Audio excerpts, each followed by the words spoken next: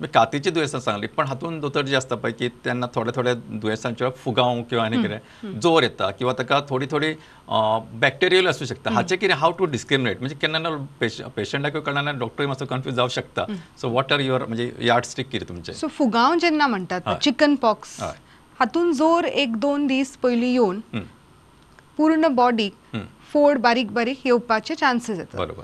आता हे फोड कसले असता उदकाचे फोड येतात आनी पयलीं तुज्या पोटार फाटीर अशें दिसतलें आनी मागीर हे स्प्रेड जाता हाता पांयार. इट इज कॉल्ड सेंट्रिपिटम सेंटराक जावन मागीर ते सराउंडिंग स्प्रेड जाता.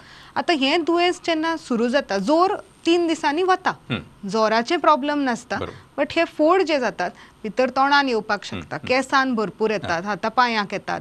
सो हे जे फोड आसता ताका 7 ते 10 दीस लागता निवळपाक आनी ड्युरींग दीस पिरियड न्ही हो जो भुरगो आसता तो इन्फेक्टीव आसता. म्हणटकूच कितें जाता एकट्याचे दुयेंस दुसऱ्याक आतां एका घरान 3 भुरगीं आसा एकट्याक चिकन पॉक्स सुरू जाले म्हणटकूच आनी एक 4-5 दिसांनी यू कॅन एक्सपेक्ट दॅट दुसऱ्याक आनी मागीर ते कोण धाकटे आसा ताकाय बी सुरू जावपाचे चान्सेस आसा.